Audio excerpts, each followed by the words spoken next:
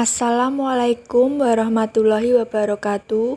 Kami dari kelompok 7 akan menyampaikan materi tentang pemikiran dan praktik politik muslim di era modern dengan anggota kelompok saya sendiri Atika Yola Anggraini NIM 192111184, Kresna Prakusawi Bangga NIM 192111186, dan Putri Ayu Citra Dewi NIM 192111195. Berikut ini adalah pokok-pokok materi dalam pembahasan ini.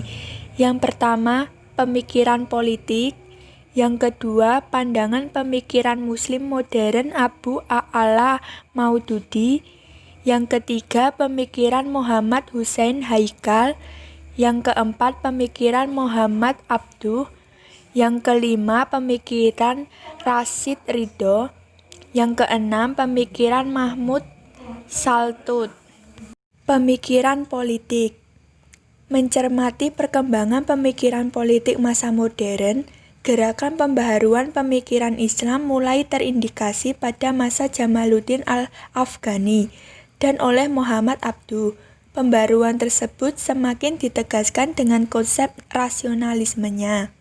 Pendapatan Abduh ini dilatar belakangi oleh pemikiran masyarakat Muslim yang disebabkan sistem pemerintahan yang absolut dan sewenang-wenang.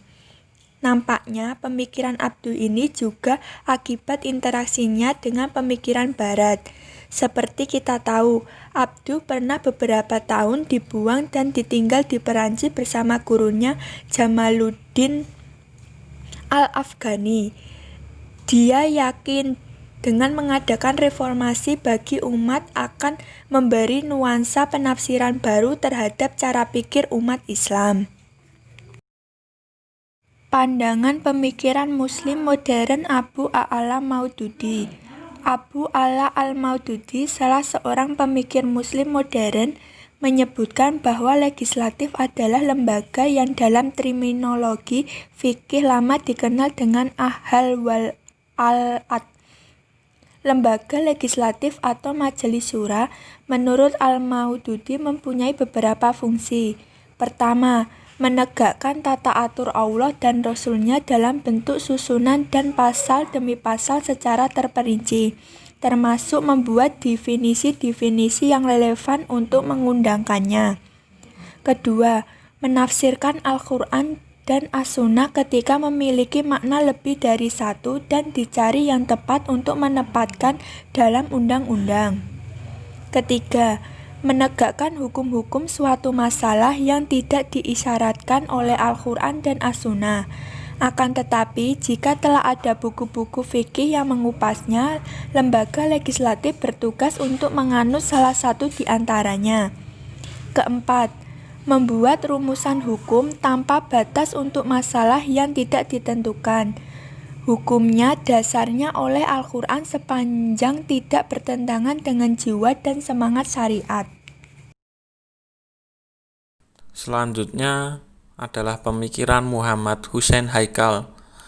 Yang pertama, menurut Haikal, Islam hanya meletakkan prinsip-prinsip dasar bagi peradaban manusia atau ketentuan-ketentuan dasar yang mengatur perilaku manusia dalam kehidupan dan pergaulan dengan sesamanya. Adapun prinsip-prinsip yang diletakkan Islam bagi peradaban manusia menurutnya adalah: yang pertama ada prinsip iman, yang kedua ada meletakkan Islam sebagai peradaban manusia, yang terakhir prinsip persamaan.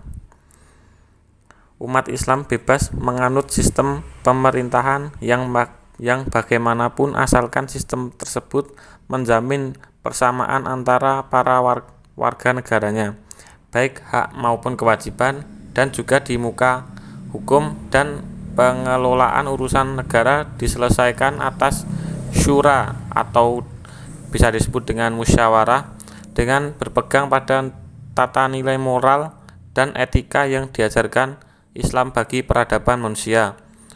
Bahkan, kalaupun teori politik Barat bermuatan positif itu pun harus digunakan setelah diselektif secara kritis. Yang selanjutnya ada pemikiran Muhammad Abduh. Muhammad Abduh sebagai tokoh modernis juga menekan adanya pemimpin. Dalam persoalan kepemimpinan, Muhammad Abduh secara tegas menyatakan bahwa Islam tidak mengenal pemimpin keagamaan lebih-lebih dalam persoalan akidah. Lebih lanjut, Abduh mengemukakan bahwa Islam hanya mengenal seorang pemimpin sipil atau hakim madanya. Yang selanjutnya, untuk itu seorang pemimpin dalam pandangan Abduh memiliki kewajiban untuk menegakkan keadilan. Bahkan jika dibutuhkan pemimpin yang diktator pun bukan persoalan yang penting. Ia adil serta sesuai dengan apa yang diharapkan oleh ajaran agama atau Al-Quran dan hadis dan umat. Selanjutnya, dalam urusan kekuasaan, Muhammad Abduh memandang perlu ada pembatasan dengan sebuah konstitusi yang jelas. Sebab tanpa konstitusi menurut Abduh akan terjadi kesewenang-wenangan. Untuk itu Muhammad Abduh menganjurkan prinsip musyawarah. Terima kasih telah disampaikan Mas Krisna yang telah menyampaikan materi sebelumnya. Saya akan melanjutkan presentasi tentang pemikiran Rosyid Ridho dan pemikiran Mahmud Saltun. Pemikiran Rosyid Ridho. Pada tahun 1898, Rosyid Ridho hijrah ke Kairo dengan maksud berguru dan bergabung dengan Muhammad Abduh. Langkah pertama yang dilakukan Rosyid di Mesir adalah mendesak Abduh untuk menerbitkan sebuah majalah sebagai corong mereka. Menurut Rosyid, hal ini penting karena cara yang tepat untuk menyembuhkan penyakit umat ialah pendidikan, serta menyiarkan ide-ide yang pantas untuk menentang kebodohan dan pemikiran-pemikiran yang menghadap dalam diri umat seperti fatalistik dan khurafat. Dalam terbitan perdananya dijelaskan bahwa tujuan Al-Manhaj sama dengan Al-Uwa Al-Wusqa, yakni sebagai media pembaharuan dalam bidang agama, sosial, ekonomi, menghilangkan paham-paham yang menyimpan dari agama Islam, peningkatan mutu pendidikan, dan membela umat Islam dari kepuasan politik Barat. Ada beberapa faktor yang menyebabkan umat Islam lemah dan jauh ketinggalan oleh orang Barat.